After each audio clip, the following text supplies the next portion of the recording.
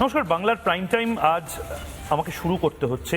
মন বাংলার prime time শুরু করার কোনো সম্মতি দিচ্ছে না, কারণ আজ এমন একটা দিন যেদিন আসলে সবক শেখানো হলো বা চ্যালেঞ্জ করা হলো বা একটা বড় বার্তা দেওয়া হলো শুভেন্দু অধিকারীকে বা সমস্ত রাষ্ট্রবাদীকে, যে তোমরা যদি বেশি বার বারো, বেশি আওয়াজ তোলো, তাহলে চন্দ্রনাথ রথের পরিণতি তোমাদের সঙ্গে হবে।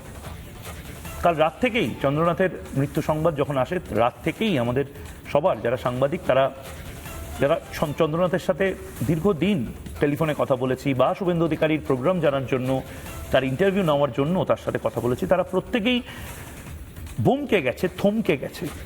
এভাবে যদি রাজ্যের বিরোধী দলনেতা, যে দুটি জায়গার জয়ী প্রার্থী এবং ভবিষ্যতে বড় কোনো মন্ত্রিত্ব পেতে চলেছেন, তার আত্মসহায়ক, যে আবার বিধানসভা থেকে মাইনে নিতেন, তার যদি এরকম অবস্থা হয়, সাধারণ মানুষ কোন আশায় রাষ্ট্রবাদের জন্য, হিন্দুত্বের জন্য, বাংলাকে বাঁচানোর জন্য আওয়াজ তুলবে? এবং এই সমস্ত কিছু যখন হচ্ছে, তখন অদ্ভুতভাবে আমি অনেক রাতে, ভোর রাতে আজকে ঘুমাতে গেছি এবং সকালবেলা উঠে শঙ্কর ঘোষ, শঙ্করদা, শিলিগুড়ির বিধায়ক, শিলিগুড়ির আগেও বিধায়ক ছিলেন, মুখ্য সচেতক, শিলিগুড়ির মানুষ, রিপাবলিক বাংলায় তার টেলিফোনের সাক্ষাৎকার প্রথমে শুনে আমিও চমকে গেলাম। আমার মা টেলিফোন সাক্ষাৎকারটা শুনে আমাকে উঠিয়ে দিয়ে বলে যে শঙ্কর টেলিফোনে ছিল সেই সময় যখন চন্দ্রনাথের এই ঘটনাটা ঘটে। অর্থাৎ কি ভয়ঙ্কর হারহিম অভিজ্ঞতা। শঙ্করদা, আপনি আমাদের সঙ্গে রয়েছেন এই মুহূর্তে। আমি জানি আপনার মানসিক অবস্থা ভালো নেই। শঙ্কর শুধুমাত্র শুভেন্দু অধিকারীর আত্মসহায়ক নয়, আপনার বন্ধুস্থানীয় ছিল, আপনার ছোট ভাইয়ের মতন ছিল। এটা তো মানে মারাত্মক একটা ঘটনা, যেটা আমি মানে আপনাকে অনুরোধ করলাম এই অবস্থাতেও। শঙ্কর ঘোষ এবং চন্দ্রনাথ তখন টেলিফোনে কথা বলছিল, আপনারা তখন কথা বলছিলেন শঙ্করদা?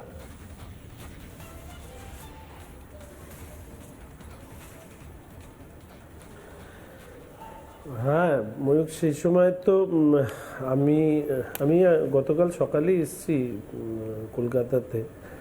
আমাদের আগামীকাল আর আগামী পরশুর যে শপথ গ্রহণ অনুষ্ঠান, পরিষদীয় দলের যে মিটিং, এগুলো কাজ করবার ক্ষেত্রে সৌমিত্রদার সাথে থেকে এগুলো করব বিমানকে সাথে নিয়ে। তো আমি সারাদিনই কালকে কনভেনশন সেন্টারে ছিলাম। পুরো বিষয়টি আমাদের প্রদেশ নেতৃত্বের সাথে কথা বলে সেটাকে গুছিয়ে 206 জন 7 জন বিধায়ক জয়ী হয়েছেন। তো স্বাভাবিকভাবে এর আগে চিফ হুইপ হিসাবে 65 জন বিধায়ক বা 66 জন বিধায়ককে নিয়ে কাজ করতাম, এবার প্রায় 3 টাইমস বিধায়ক। তো সেই জন্য সারাদিন সময় লেগেছে। রাত্রেবেলা আমি ফিরছিলাম, মনে হয় 10টা এরকম হবে। তো আমাদের একটা অভ্যেস হচ্ছে যে কর্মসূচি ইত্যাদি থাকলে আমি আর চন্দ্র নিজেরা কথা বলে নিই। সবসময় তো শুভেন্দুদাকে আমি বিরক্ত করতে চাই না। আমি বরাবরই একটু নেতৃত্বেরকে ফোন করার ব্যাপারে আমি একটু সংকোচই করি, ওনারা ব্যস্ত থাকেন। তো চন্দ্র আর আমি দুজনে কথা বলে দাদারও যদি কোনো নির্দেশ থাকে সেগুলো শুনে নেওয়া, আর আগামীকালের যে অমিত শাহ মহাশয় আসবেন তার প্রোগ্রামের ডিটেইলিংটা কিভাবে কি করা হবে, কোথা থেকে কি আসবে, নানা ধরনের কাজ থাকে, সেগুলো কথা বলছি আমরা দুজনই। কথা বলতে বলতে ও কোথায় তখন আমি যাই না, আমি তো গাড়িতে উল্টোডাঙ্গার ওদিকে ছিলাম, ফিরছিলাম কনভেনশন সেন্টার থেকে। হঠাৎ করে দেখলাম যে চন্দ্রর আওয়াজটা নেই। তো আমি ভাবলাম কি হলো, ফোন ডিসকানেক্ট হলো। তারপরে দেখলাম না, একটা ফেইন্ট 2-3 জন লোকের কোনো কিছু আবছা আবছা কিছু মানে একদম ফেইন্ট সাউন্ড আসছে। তো আমি বারবার করে জিজ্ঞাসা করছি কি হয়েছে, বল কি হয়েছে, তো উত্তর দিচ্ছে না। তো আমি বললাম ক্রস কানেকশন হয়েছে হয়তো। ফোন কেটে আমি ওকে ফোন করলাম, ফোন ধরলো না। তারপরে মেসেজ করলাম যে তুই কি অসুস্থ হয়ে গেলি, তারপরে তারও উত্তর নেই। তখন আমি মানে একেবারে আমি তো আর জানি না যে ও কোথায় আছে। আমি ভেবেছি কোনো গুরুতর শারীরিক অসুস্থতার কারণে হয়তো পড়ে গেছে বা কিছু হয়েছে। তো একজন তারপরে রিপিট ফোন করার পরে একজন ধরে আমাকে বলল এরকম গুলি করা হয়েছে চন্দ্রকে। আমি মানে আই ওয়াজ স্টান্ট, কেননা একসাথে যে কাজ করছিলাম, তো এরকম একটা খবর শুনে আমি হতবাক হয়ে যাই। আমি বললাম ও ও কি অবস্থায় আছে, ও কি বেঁচে আছে নাকি? বলছে আমি বলতে পারবো না দাদা। আমি বললাম তোমরা হসপিটাল নিয়ে চলো, আমি আসছি। তো আমি মধ্যমগ্রাম বললো। তো আমি তো অত কলকাতার ম্যাপের সাথে পরিচিত নয়। আমি আমার যিনি আমার গাড়িতে থাকেন দাদা, তো ওনাকে বললাম যে দ্রুত ওখানে নিয়ে চলো। আমার সাথে অনুপ ছিল। তো তখনই আমি গাড়ির থেকেই আমি শুভেন্দুদা, শ্রমিকদা সহ আমাদের কেন্দ্রীয় নেতৃত্বকে জানালাম। তো আমি তখন দ্রুত গতিতে গাড়ি ছুটছে, একটাই যদি বেঁচে থাকে তাহলে ওকে অন্য জায়গায় নিয়ে যাব এই ভাবনা থেকে, কেন মধ্যমগ্রামের কি সেট আপ আমি জানি না। তখনও আমি তারপরে ওখান থেকে আমি এক দুইজনকে ফোন করে আমরা যখন ঢুকলাম তখন দেখলাম চন্দ্র নেই। ওর বুকের মধ্যে 3টে বুলেট, এমন ত্রিভুজ আকৃতি, যেরকম আমাদের হার্টের মানে এমন করে একটা ত্রিভুজের করে ওখানে গুলি লেগেছে বুকে। আর গাড়ির জানলার মধ্যে 3টে হোল করা আছে, ওই 3টে হোল দিয়েই ওকে গুলি করা হয়েছে। ও তো ড্রাইভারের পাশের সিটে ছিল, আমার মনে হয় এরকম টার্ন করেছে, কেউ কাচের সামনে এসেছে হয়তো জানলাম, তখন ওকে গুলি করেছে 3টে। আমি দেখলাম, তখন আর দেখার ইচ্ছেও ছিল না। তারপরে ড্রাইভারেরও গুলি লেগেছে, কে যে গাড়ি চালিয়ে নিয়ে এসছে আমি তাও তখন শোনার অবস্থায় ছিলাম না। ওনাকে, ড্রাইভার সাহেবকে বা যিনি ছিলেন, ওকে আরেকটা অ্যাপোলো হসপিটালে শিফট করানো। আর তারপরে আর প্র্যাকটিক্যালি চুপ করে বসেছিলাম। কালকে আমি মানে ওখানে পৌঁছে যাওয়ার পরে সেই জন্য আমি সামনেও আসিনি, কেননা এরকম একটা অভিজ্ঞতা হবে। তাও শপথ, কালকে পরিষদীয় দলের মিটিং, তো তার আগে এই এই জয়ের জন্য সবাই আমরা কত লড়াই করেছি, কত খেটেছি। তো তাই এই এই এই হয়েছে আর কি। চন্দ্র তো বিধানসভাতেই সবসময় থাকতো, এবং শুভেন্দু অধিকারীর যাবতীয় বিধানসভার যা যা কাজ কর্ম সব তো চন্দ্র করতো। মানে তুমি তো ডেপুটি ছিলে শুভেন্দু অধিকারীর বিধানসভাতে, মুখ্য সচেতক, এবং তার পাশাপাশি চন্দ্রের সাথে খুব খুব ক্লোজলি কাজ করেছো। তো এরকম কোনো অভিজ্ঞতা, মানে ও অ্যাকচুয়ালি আমি শুনেছি খুব চুপচাপভাবে এই কাজগুলো করতো এবং সব জানতো।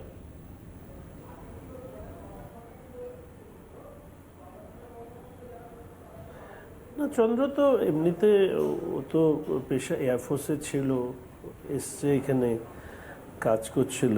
তো ওর সাথে আমার টিউনিং, আমি সাধারণভাবে আমার সবার সাথেই সম্পর্ক ভালো থাকে, ওর সাথেও টিউনিং খুব ভালো ছিল। যাতে সবসময় তো শুভেন্দুদার সাথে আমার পক্ষে উনি ব্যস্ত থাকেন, আবার আমাকেও কাজ করতে হয়, ওনাকেও আমাকে বিভিন্ন নির্দেশ দিতে হয়।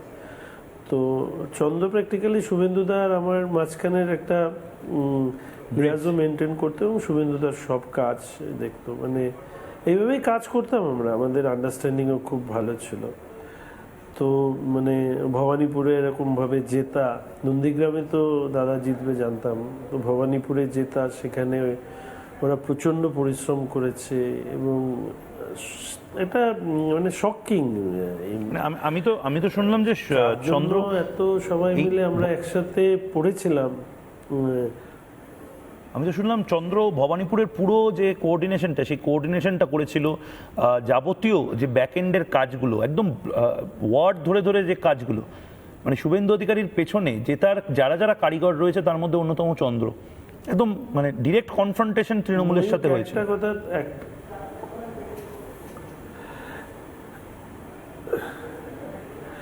একটা কথা ময়ূক, আমি সবসময় বলি যে পর্দার সামনে যারা থাকে তাদেরকে গড়ার পেছনে, পর্দার পেছনে যারা থাকে তাদের বড় ভূমিকা থাকে। আমরা যারা জনপ্রতিনিধি হই, বা তুমি যখন আজকে প্রোগ্রাম সঞ্চালনা করছো, কিন্তু তোমাকে সহযোগিতা করার জন্য যাদেরকে দেখা যাচ্ছে না তাদের উপস্থিতিটাই গুরুত্বপূর্ণ। তো সব ক্ষেত্রেই এই ধরনের কিছু মানুষ থাকে। তো চন্দ্র সেই কাজটা করতো ধরে ধরে, একজন আমাদের অসংখ্য মানুষের সাথে যোগাযোগ রাখতে হয়, আর সেই মানুষগুলোকে পরিষেবা যখন দিতে হয় তখন কিন্তু আমাদের সাথে যারা থাকে তারা এই কাজটা করে। এবং এক্ষেত্রেও চন্দ্রর শুধু মানে শুভেন্দুদার যাবতীয় খুঁটিনাটি বিষয় সেটাও দেখতো, অন্যদের সাথে যোগাযোগ রাখা থেকে শুরু করে সবটাই করতো, যা হয় এটা তো আর নতুন করে বলার নেই।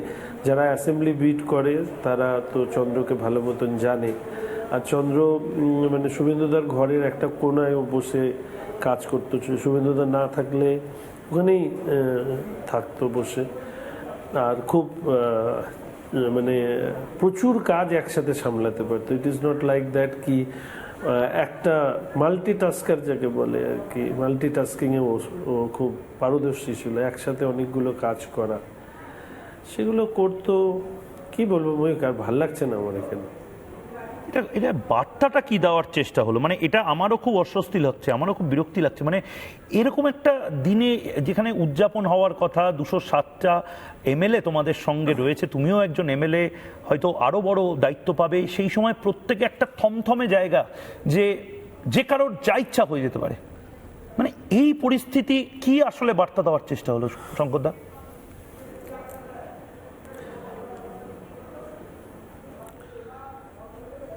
দেখো, এর তো অনেকগুলো দিক আছে, সেগুলো নিয়ে নিশ্চিতভাবে শুভেন্দুদা শ্রমিকদা ইতিমধ্যে কিছু কথা বলেছে, আবার নতুন করে জুড়তে চাই না। শুধু একটা কথাই আমার বলার, যে এরকম একটা ম্যাসিভ ভিক্টরির পরে একটা অস্থিরতার পরিস্থিতি তৈরি হোক, এবং তার জন্য যে ইলেকশন কমিশন আমাদের 4 তারিখ অবধি আমরা একটা রক্তপাতহীন ফেজ দেখলাম, জয়ের পরেই থেকে সরকার গঠন, এই যে স্পেসটা, এই স্পেসে রাজ্যের মানে মুখ্যমন্ত্রী পদত্যাগ করলে উনি কেয়ারটেকার চিফ মিনিস্টার হিসেবে, প্রধান হিসেবে কাজ করতেন সরকারের, এই জায়গায় উনিও রেজিগনেশন দিলেন না। কেয়ারটেকার যে গভর্নমেন্ট সেটা তৈরি হলো না। ফলে এই যে স্পেসটা, এই স্পেসটাতে এই যে এতগুলো সমস্যা তৈরি হচ্ছে বা তৈরি হয়েছে, যেটা কোনো নির্দিষ্ট ভাবনার ভিত্তিতে হয়েছে। অর্থাৎ আমি এটা নিয়ে এই মুহূর্তে হয়তো বেশি কথা বলবো না, তবে আমি এইটুকু বলতে পারি যে বিগার কনস্পিরেসি আছে। এর আগেও বাংলাদেশকে আনরেস্ট করার চেষ্টা হয়েছে। এখন পশ্চিমবঙ্গে ভারতীয় জনতা পার্টির বিপুল ম্যান্ডেট, সেটা নিশ্চিতভাবে কারো ক্ষেত্রে কেউ হয়তো ক্ষমতা হারানো তার একটা প্রকাশ হতে পারে, বা একটা গ্রেটার একটা ইন্টারন্যাশনাল কোনো কনস্পিরেসি হতে পারে। এবং তার সাথে সাথে যে আগ্নেয়াস্ত্র ব্যবহার করা হয়েছে, আমি তো সবটা জানি না, আমার যতদূর সম্ভব সেই আগ্নেয়াস্ত্র থেকে যখন গুলি ছোড়া হয়েছে তার কোনো শব্দ হয়নি, মানে গোদা বাংলায় সাইলেন্সার বা গ্লচ জাতীয় কিছু একটা বলা হয়। তো ফলে আমি কথা বলছিলাম ওকে, হ্যাঁ গুলি যে লেগেছে, ওখানে কেউ গুলি করেছে তার কোনো বিন্দু মাত্র একটা শব্দ পর্যন্ত আমি পাইনি। পরে আমি কাচের মধ্যে দেখলাম 3টে হোল হয়ে আছে, গর্ত হয়ে আছে। গাড়িটাকে সামনে থেকে দেখেছো? বুকে, কারণ আরো বেশি গুলি চলেছে। হ্যাঁ, আমি তো পৌঁছে ওখানে হসপিটালে পৌঁছে আমি তো তাড়াতাড়ি গিয়েছিলাম, ভেবেছিলাম যে ও বেঁচে থাকলে ওকে কোথাও নিয়ে আসবো। তো গিয়ে দেখলাম নেই, তো ও নেই। ওর ড্রাইভার যে গাড়ি চালাচ্ছিল তারও হাতে পেটে কোথায় কোথায় গুলি লেগেছে, তাকে শিফট করা। তারপরে গাড়িটাকে দেখলাম, গাড়িটাতে দেখে ভালো লাগছিল না, 3টে হোল দেখলাম। তারপরে আমি অ্যাকচুয়ালি কালকে সরে গিয়েছিলাম ওখান থেকে, আর মানে নিতে পারছিলাম না অন্য কেউ, মানে একসাথে কাজ করার পরে এরকম একটা ঘটনা, তাও কথা বলছিল। আর স্বাভাবিকভাবেই সবাই আমরা খুশি এই সময়, শপথ গ্রহণ অনুষ্ঠান, তাকে নিয়ে যত কাজ, মানে আমার কাছে কেন, আমার মনে হয় আমাদের যারা 2021-এ এমএলএ হয়ে আমরা এসেছিলাম, তাদের প্রত্যেকের কাছে চন্দ্র না থাকাটা শপথ গ্রহণের দিন বা তার আগের পরিষদীয় দলের মিটিংয়ে, ইট মিনস আ লট। কেননা ও আমাদের সবসময় সাথেই থাকতো, একই সাথে সমস্ত কাজ করতো। ইট মিনস আ লট। সঙ্গত একটা প্রশ্ন বারবার বাংলার মানুষ করছেন যে মুখ্যমন্ত্রী মমতা বন্দ্যোপাধ্যায়ের থেকে বিরোধী নেত্রী মমতা বন্দ্যোপাধ্যায় তিনি অনেক বেশি বিপজ্জনক, তিনি অনেক বেশি আগ্রাসী। এবার মুখ্যমন্ত্রী মমতা বন্দ্যোপাধ্যায় যদি কোনো বাইপোলে জিতে এসে 6 মাস পরে তোমাদের বিরোধী বেঞ্চে বসেন, ট্যাকল করতে পারবে তোমরা?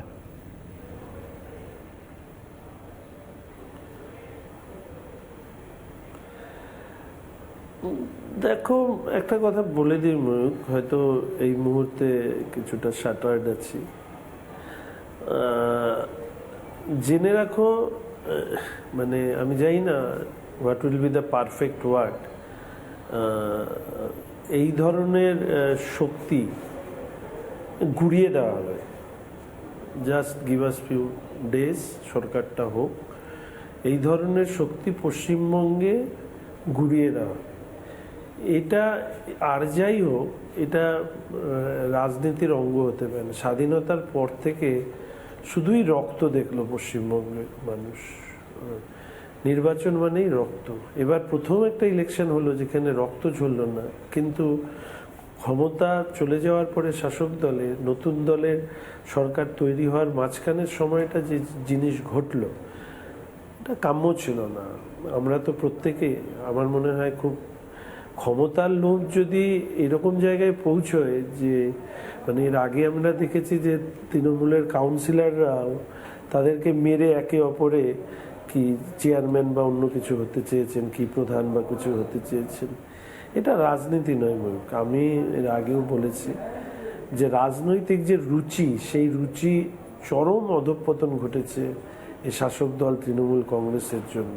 আজকে তাদের অনেকে মুখ খুলছেন।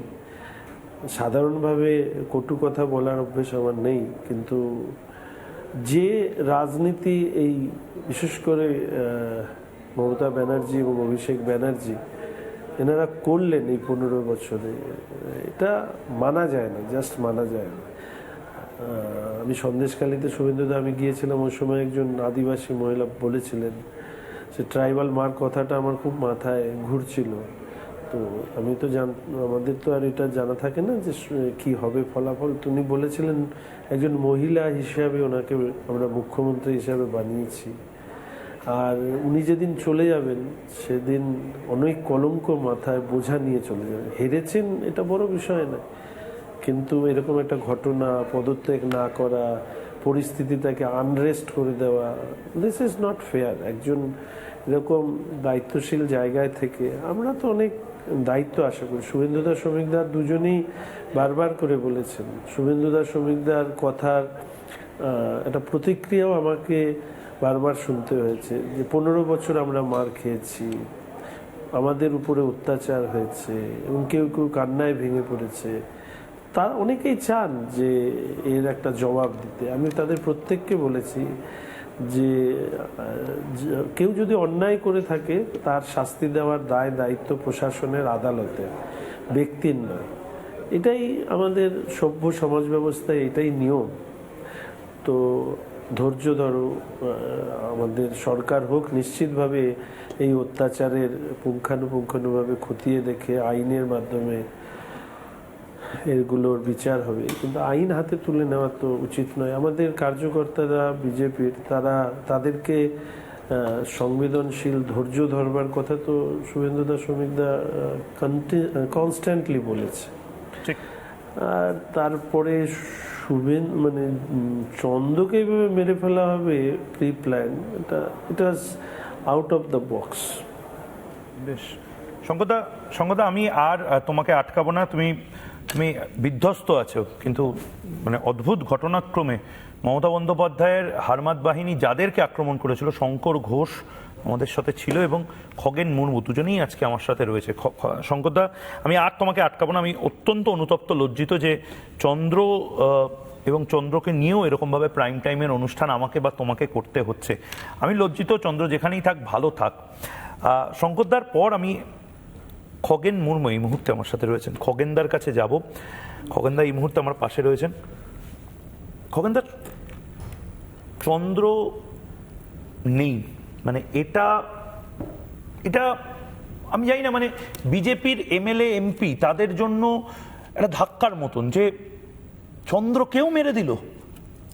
আপনার আপনার প্রতিক্রিয়াটা কি? না ময়ূকদা, বিষয়টা হচ্ছে যে আজ আমাদের রাজ্যের এমন একটা পরিস্থিতি একসময় আমরা দেখেছি, সবাই প্রত্যক্ষ করেছি, যে 15 বছর ধরে এখানে প্রতিটা মুহূর্তে এখানে ভায়োলেশন হয়েছে। আমরা যখন 2011 সালেও দেখেছি যে এখানে যে বদলা নয় বদল চাই এই স্লোগান নিয়ে যে মুখ্যমন্ত্রী হয়েছিলেন রাজ্যে, যিনি আজকে যে গোটা রাজ্যে যেভাবে বদলের নাম করে তিনি ক্ষমতাসীন হওয়ার পর যেভাবে বদলা শুধু না, গোটা রাজ্যের জঙ্গলের রাজ তিনি কায়েম করেছিলেন, অর্থাৎ মানুষের কোনো সুরক্ষা ছিল না। এমনকি আমাদের পশ্চিমবাংলা সেটা হচ্ছে এতটাই হচ্ছে অসুরক্ষিত ছিল, যেখানে কাঁটাতারের বেড়া পর্যন্ত দেওয়া যেত না। যে আমাদের 569 কিলোমিটার যে আমাদের যে সীমান্ত এলাকা, জমি দেওয়া হয়নি, যে কারণে বারবার আমাদের দেশের মাননীয় স্বরাষ্ট্রমন্ত্রী অমিত শাহজি বারবার বলেছেন যে আমরা যে জমির এনওসি না পাওয়ার কারণে কাঁটাতারের বাড়া দিতে পারছি না, অর্থাৎ ফেন্সিং দিতে পারছি না। ফলে খুবই সহজে তারা হচ্ছে এটাকে করিডোর হিসেবে ব্যবহার করেছে। যারা যারা সন্ত্রাসবাদী, অর্থাৎ যারা রোহিঙ্গা, যারা বাংলাদেশি, যারা মৌলবাদী, যারা আমাদের পশ্চিমবাংলায় যেমন হচ্ছে যে একটা অশান্তির পরিবেশ, একটা অশান্তির পরিবেশ তারা তৈরি করছেন, শুধু বাংলা নয়, ভারতবর্ষের বিভিন্ন জায়গাতে তারা গেছেন। এবং যেখানে হচ্ছে বিরোধী দল যারা সরকার চালাচ্ছেন, তামিলনাড়ু সহ এরকম কিছু এলাকায় তারা সেখানে গেছেন, ধরাও করেছেন, এবং তাদের সমস্ত যে ফর্জি কাগজপত্র সবই পশ্চিমবাংলায় তৈরি হয়েছে। সত্যি খগেনদা যে বাংলায় জমি জিহাদ বা ল্যান্ড জিহাদ এটা হয়েছে, আপনাদের মালদায় বা বিভিন্ন জায়গাতে এরকম ধরনের ঘটনা ঘটেছে যে আদিবাসীদের বা তপশিলীদের জমি নিয়ে নেওয়ার ঘটনা? একদম পশ্চিমবাংলাতে হয়েছে, পশ্চিমবাংলাতেও যেমন হয়েছে, পার্শ্ববর্তী আপনি যদি দেখেন ময়ূকদা, যে আমাদের ঝাড়খণ্ডে ব্যাপক আদিবাসীদের সমস্ত আদিবাসী মহিলাদের তাদের সাথে লাভ জেহাদ করে সেখানে আদিবাসীদের ঘটনা ঘটেছে। আমি নিজেও ঝাড়খণ্ডে গেছিলাম, সেখানে প্রচুর আদিবাসীদের জমি সেভাবে হচ্ছে লাভ জেহাদ করে সমস্ত জমি জেহাদ হয়েছে সেখানে, এইভাবে করে তারা নিয়েছেন। মানে এইটা যে একবার ল্যান্ড জেহাদ আপনি বলছেন, লাভ জেহাদ হচ্ছে, মানে এইটা জনবিন্যাসও বদলেছে, আদিবাসীদেরকে কনভার্সন করা হয়েছে, এগুলোও কি সত্যি? একদম হয়েছে, মানে এগুলো কি বাংলাতেও হয়েছে এরকম ল্যান্ড জেহাদ এবং আমাদের যে আদিবাসী জেহাদ করে সমস্ত জায়গাতে। আমাদের এখানকার যে ভৌগোলিক অবস্থা যেটা হচ্ছে যে বিশেষ করে এখানকার আদিবাসী তার সম্প্রদায় তাদের যে দিনের পর দিন যেভাবে লাভ জেহাদ করে তারা পশ্চিমবাংলায় এসে, বিশেষ করে সব বাংলাদেশিরা, আমি দেখেছি ওখানে, আমি ঝাড়খণ্ডে গিয়েও দেখেছি, ঝাড়খণ্ডের বিভিন্ন জায়গাতে যখন গেছিলাম নির্বাচনের সময়, বিধানসভা নির্বাচনে, আমাকে বলেছে দেখুন এখানে এতজন আছে, এক একজনের মানে আশ্চর্য। এখানেও যেমন হচ্ছে যে এখানে ধৃতরাষ্ট্র অনেক, আমাদের পশ্চিমবাংলাতে আমরা জানি যে ইতিহাসে একজনই ধৃতরাষ্ট্র, কিন্তু পশ্চিমবাংলায় এত ধৃতরাষ্ট্র আছেন যেখানে শতাধিক তার সন্তানের বাবা, শতাধিক সেখানে হচ্ছে যে দেখবেন আমাদের এত এক একটা পুরুষের 10টা 15টা হচ্ছে তার স্ত্রী ওখানে সে ঝাড়খণ্ডে। তো এর পেছনে একটা পরিষ্কারভাবে এটা হচ্ছে যে এর পেছনে হচ্ছে আমাদের এই পশ্চিমবাংলার যে সরকার, তারা পুরোপুরিভাবে তাদের মদত দিয়েছে, তৃণমূল কংগ্রেস মদত দিয়েছে, ফলে এখান থেকে তারা ঝাড়খণ্ড যাচ্ছে, অর্থাৎ টাকুরের যে এলাকা নিয়ে এখান থেকে তারা চলে যাচ্ছে। এগুলো কি ভোটে রিফ্লেক্ট হয়েছে? মালদা, মুর্শিদাবাদ, দিনাজপুর, এই সমস্ত জায়গায় যে ব্যাপকভাবে বিজেপি রেজাল্ট করেছে, এগুলো কি ভোটে রিফ্লেক্ট এই কারণে হয়েছে? মানুষ কি বিরক্ত? হিন্দু কনসলিডেশনটা হলো কেন? এটা আপনি কি বুঝতে পারছেন? আজ এই যে হিন্দু কনসলিডেশন যে আজকে হয়েছে, তার কারণ হচ্ছে যে তারা পরিষ্কারভাবে বুঝতে পেরেছেন যে আমাদের এই পশ্চিমবাংলার যে এই অবস্থাটা আর ভবিষ্যতে থাকবে না যদি তৃণমূল কংগ্রেস আবার এখানে সরকারে আসে। তাই পশ্চিমবাংলার যে ডেমোগ্রাফি চেঞ্জ করার পেছনে তৃণমূল কংগ্রেস আছে, এবং তৃণমূল কংগ্রেসকে পশ্চিমবাংলা থেকে উৎখাত করতে হবে। এই লক্ষ্য নিয়ে সমস্ত দেখবেন এখানকার সমস্ত সনাতন ধর্মের মানুষ যারা আছেন, বিশেষ করে হিন্দু আদিবাসীরাও দেখছেন যে সেই আদিবাসীদের যেভাবে অপমানও করা হয়েছে, তাদের উপরে আক্রমণও হয়েছে। তো তার জবাব কিন্তু আদিবাসীরাও দিয়েছেন। আজকে আমি আপনাকে এটাই বলবো যে মহুদা, যে আদিবাসীর জন্য সংরক্ষিত আসন 16টা পশ্চিমবাংলায়, যে আমরা 2021-এ দেখেছি পশ্চিমবাংলার 16টা আদিবাসী সংরক্ষিত আসনের মধ্যে 6টা সংরক্ষিত আসনে এখানে বিজেপির তার বিধায়ক বা বিজেপির প্রার্থীরা জয়ী হয়েছিলেন। এইবারের এটা প্রথম যে পশ্চিমবাংলায়, অতীতে কোনোদিন আমি তো দেখিনি এরকম, এমনকি বামফ্রন্টের সময়তেও দেখেছি যে একেবারে সম্পূর্ণ এই 16টা আসনে 16টাতেই যে এখানে একটা দল জিতছে, এটা প্রথম। 16টা আসনেই ভারতীয় জনতা পার্টির প্রার্থীরা জয়ী হয়েছে, মানে 100%, মানে ফুল আদিবাসী কনসলিডেশন যাকে বলে সেই কনসলিডেশন হয়েছে, পুরো হয়েছে এখানে। এবং এটা কেন হলো? এটা কি দ্রৌপদী মুর্মু মাননীয় রাষ্ট্রপতি তার এই অপমানের জবাব কি ভোট বাক্সে দিল? এটা আপনার মনে হয়? একদম। এটাও তাকে শুধু অপমান না, তাকে আজকে কোনো সুরক্ষা দেওয়া হয়নি। ওনার চেহারা সম্পর্কে একজন মন্ত্রী যেভাবে হচ্ছে তিনি যেভাবে হচ্ছে এটা নিয়ে একটা ঠাট্টার খোরাক হিসেবে তিনি ব্যবহার করেছিলেন, তার যে কী রকম গঠন ইত্যাদি সমস্ত বলেছেন। তো এবং একবার শিলিগুড়িতে যখন যে অরাজনৈতিক সংগঠনের তাদের একটা সম্মেলন ছিল, সেখানে মুখ্যমন্ত্রীর দায়িত্ব আছে যে আমাদের সাংবিধানিক প্রধান, যিনি হচ্ছেন যে 1 নম্বর ব্যক্তি আমাদের দেশের, তাকে পর্যন্ত এখানে তার স্বাগত জানাবার জন্য তিনি মুখ্যমন্ত্রী তো যাননি, একজন মন্ত্রীকে পর্যন্ত তিনি পাঠাননি শিলিগুড়িতে, এমনকি যেখানে সম্মেলন হবে তার জায়গাটারও অনুমতি দেননি। তো এই অপমানের জবাব এখানে আদিবাসীরা দিয়েছেন। এবারে হচ্ছে যেমন হিন্দু কনসলিডেশন হয়েছে, তার সাথে সাথে আদিবাসীরা ব্যাপকভাবে তারা হচ্ছে যে ঐক্যবদ্ধ হয়েছেন, যার ফল হচ্ছে আজ পশ্চিমবাংলায় আজ 208টা আসনে, মানে এটা হচ্ছে যে আমাদের ধারণার বাইরে। ভারতীয় জনতা পার্টি 200 পার বলেছিলাম, কিন্তু এতটা আসনে জয়ী হবে এটা কখনো বিজেপির পক্ষ থেকে আমাদের সম্মানীয় প্রধানমন্ত্রী এবং সম্মানীয় আমাদের স্বরাষ্ট্রমন্ত্রী তারাও এতটা পর্যন্ত হয়তো ভাবেননি। আমি তো নিজেও বলেছিলাম যদিও 200 পার, কিন্তু 207 আসন জিতবে, এটা এই যে মানুষের ক্ষোভ বিক্ষোভ, তাদের যে একটা হচ্ছে যে তাদের প্রতি ঘৃণা, যে তৃণমূল কংগ্রেস যেভাবে মানুষকে তার অপমান করেছে, তার মানুষের অধিকার দেয়নি এবং মানুষ নির্যাতিত হয়েছেন, এবং সমস্ত সময়তে দেখেছে যে তুষ্টিকরণ রাজনীতি হয়েছে, এটা মানুষ মেনে নিতে পারেনি মহিদা। তাই আজকে এটার রিফ্লেকশন এই নির্বাচনে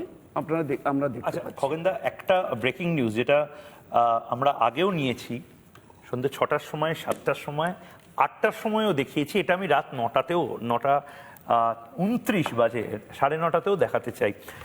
এটা অনেকে বলছেন যে মমতা বন্দ্যোপাধ্যায় যতই বেয়াদবি করুন, মমতা বন্দ্যোপাধ্যায় যতই সংবিধানকে চ্যালেঞ্জ করুন, সংবিধান তো সংবিধানের মতোই চলবে।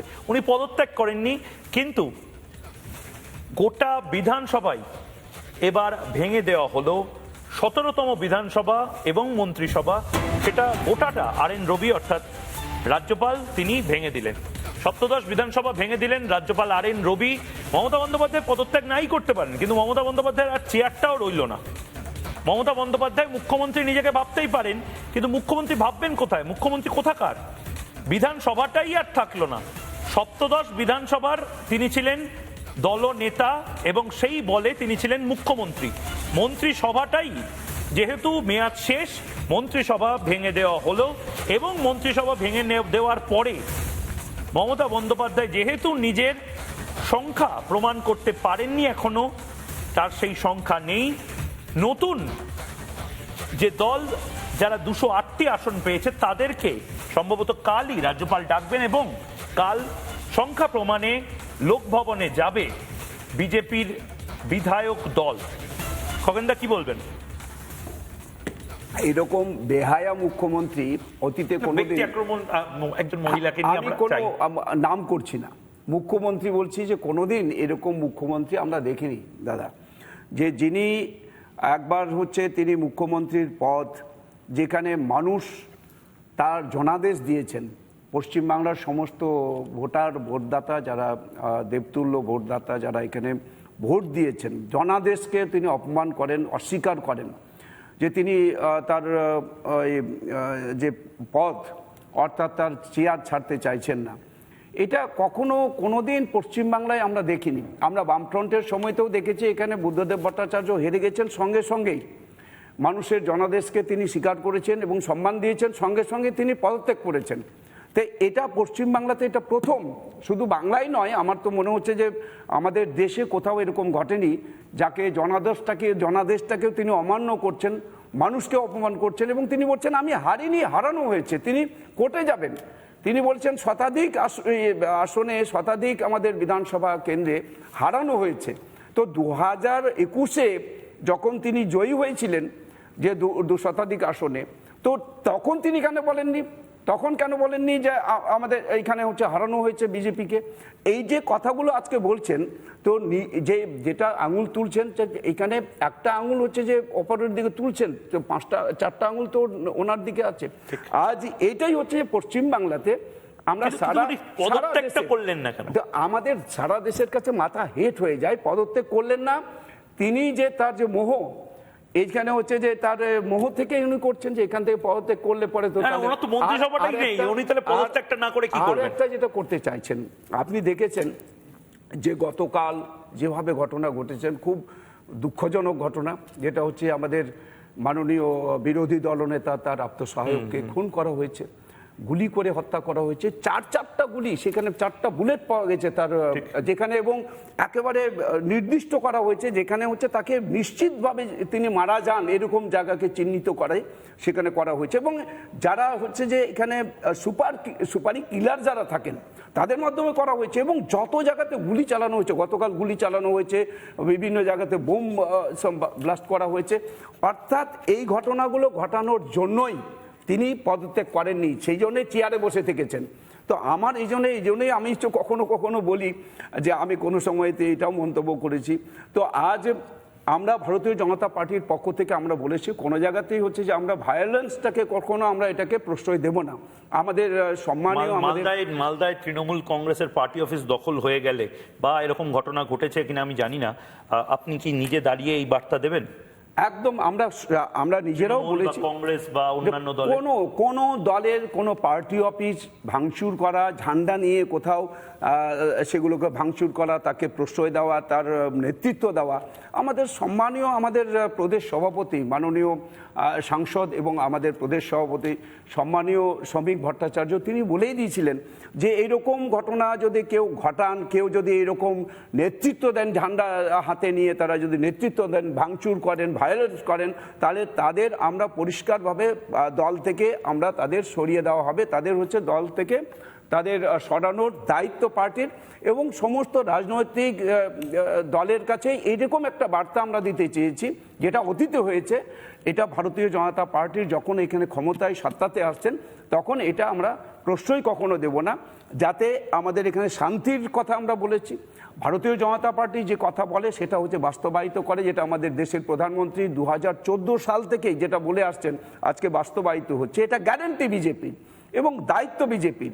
আজ তাই বিজেপির এই দায়িত্ব একটা হচ্ছে যে দায়িত্ববোধ থেকেই আমরা কোনো জায়গাতে ভায়োলেন্সকে আমরা প্রশ্রয় দিচ্ছি না। এবং আমাদের সমস্ত যারা কার্যকর্তা পদাধিকারী তাদের কাছে এই নির্দেশ আমরা অলরেডি আমাদের পার্টির পক্ষ থেকে দেওয়া হয়েছে। আমি মালদার ক্ষেত্রে আমি বলে দিয়েছি। আমাকে একটা কথা বলুন যে এই ম্যাসিভ ভয়ঙ্কর হিন্দু কনসলিডেশন, মানে 99% বাংলার হিন্দুরা তারা এবার বিজেপিকে নির্বাচন করেছে, মানে হিন্দুদের দলে পরিণত হয়েছে বিজেপি। এই অসাধ্য সাধনটা কি করে হলো? আপনি তো দীর্ঘদিন একটা সময় আপনি বাম রাজনীতি করেছেন, বিজেপির আপনি সাংসদ, মালদাকে হাতের তালুর মতন চেনেন, মানে এভাবে হিন্দু কনসলিডেশন, এই ম্যাজিকটা কি করে হলো? আজ হিন্দুদের উপরে যেভাবে আক্রমণ হয়েছে দেখেন দাদা, যেটা হচ্ছে যে আমরা বাংলাদেশেও দেখেছি যেভাবে যে ওখানে দীপুচন্দ্র দাসের উপরে যে আক্রমণ, যেভাবে হচ্ছে তাকে জ্যান্ত তাকে টানতে নিয়ে গিয়ে গাছে ঝুলিয়ে জ্যান্ত তাকে পুড়িয়ে মারা হয়েছে। পাশে এখানে হরগোবিন্দ দাস, চন্দন দাসকে তাকে হচ্ছে খাড়া দিয়ে তাদের খুন করা হয়েছে, যেভাবে তাদের কুপিয়ে খুন করা হয়েছে। মালদাতেও দেখেছেন, সেখানেও চেষ্টা করা হয়েছে যে হিন্দুদের বেছে বেছে সমস্ত দোকানপাট, বাড়ি ঘর তার হচ্ছে ধর্মীয় প্রতিষ্ঠান, সেগুলো ভাঙার চেষ্টা হয়েছে। আমাদের বিভিন্ন জায়গায় পশ্চিমবাংলাতে, আপনি হাওড়া ইত্যাদি জায়গাতে দেখেছেন যে কিভাবে পশ্চিমবাংলার মানুষ দেখেছেন যে হিন্দুদের উপরে আক্রমণ হয়েছে। এখানে যারা আক্রমণ করেছেন তারা জিহাদি। আমি যদি বলি আমার মোথাবাড়ির ঘটনায়, একজন যুবক তিনি বলছেন সমস্ত মুসলিমরা বেরিয়ে আসুন, এবং যে যুবকের কথা ওরা মুসলিমরা ওখানকার ওরা বলছেন আমরা তাকে চিনি না, তাহলে কোত্থেকে এসেছেন? অর্থাৎ এই যে বাংলাদেশি যারা হচ্ছে সন্ত্রাসবাদী, যারা মৌলবাদী, যারা হচ্ছে বাংলাদেশে যারা হচ্ছে যে এখানে এই ঘটনাগুলো ঘটছে, সারা দেশে ঘটাচ্ছে, তো এই পশ্চিমবাংলার এই সুযোগ তার ব্যবহার করছে, পশ্চিমবাংলাকে করিডোর হিসেবে ব্যবহার করছে, এবং এই সমস্ত জিহাদিদেরকে এখানে ঢুকিয়ে এই ঘটনাগুলো ঘটাচ্ছে। তাই হিন্দুরা আজকে নিজেদের বাঁচার স্বার্থে অস্তিত্বের লড়াই, এবং সেটা মানে এবার হলো।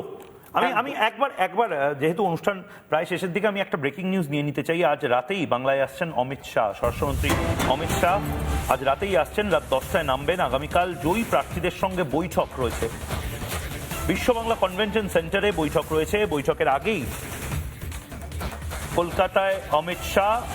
মেঘা আমাদের প্রতিনিধি এই মুহূর্তে রয়েছে কলকাতা বিমানবন্দরে, মঞ্চ তৈরি হয়েছে। মেঘা, একবার চিত্রটা দেখাও।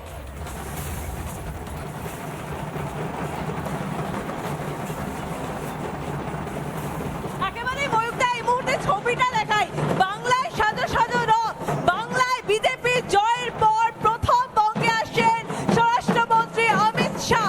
বাংলার সংস্কৃতিকে তুলে ধরা হচ্ছে। এই মধ্যে মা বোনেরা তারা এই মুহূর্তে ঢাকের তালে মেতে উঠেছে, ঢাকের বাদ্যে পড়ে গিয়েছে, এবং পাশাপাশি আলাদা করে মঞ্চ করা হয়েছে। এটা কিন্তু প্রথম এইবার স্বরাষ্ট্রমন্ত্রী আসছেন, তার আগে মঞ্চ বাঁধা হয়েছে। এই মুহূর্তে একেবারে এয়ারপোর্টের ছবি এই মুহূর্তে দেখাচ্ছি। এখানে কেন্দ্রীয় স্বরাষ্ট্রমন্ত্রী অমিত শাহজি তিনি আসবেন, তিনি তার বক্তব্য রাখবেন, এবং আমরা দেখতে পাচ্ছি বিজেপি কর্মী সমর্থকেরা তারা এসেছেন, এবং পাশাপাশি ছবিটা একটু দেখাবো যে ঢাকে বাদ্যি পড়ে গিয়েছে। আর কিছুক্ষণের অপেক্ষা, 10:30 থেকে 11টার মধ্যেই কেন্দ্রীয় স্বরাষ্ট্রমন্ত্রী অমিত শাহজি কলকাতা এয়ারপোর্টে। মেঘা, তুমি ওখানকার ছবিগুলো টাইম টু টাইম আমাদেরকে আপডেট করতে থাকো, আমরাও এই ছবিগুলো দর্শকদেরকে দেখাবো। কাল মারাত্মক বড় একটা দিন। কাল বিজেপি নিজের যে বিধায়কদের বৈঠক করবে, সেখান থেকেই বিধায়কদের নেতা কে হবে, অর্থাৎ মুখ্যমন্ত্রী কে হবে, সেই বিষয়ে একটা সিদ্ধান্তে উপনীত হওয়া যাবে। কাল সর্বপ্রথম আমরাই ব্রেক করব কে বিধায়কদের নেতা হয়, এবং অমিত শাহর এই বৈঠকে, স্বরাষ্ট্রমন্ত্রী অমিত শাহর এই বৈঠকে কি নির্যাস বেরোয়। একটা ছোট্ট বিরতি নিচ্ছি, বিরতির পর ফিরে আসছি সঙ্গে।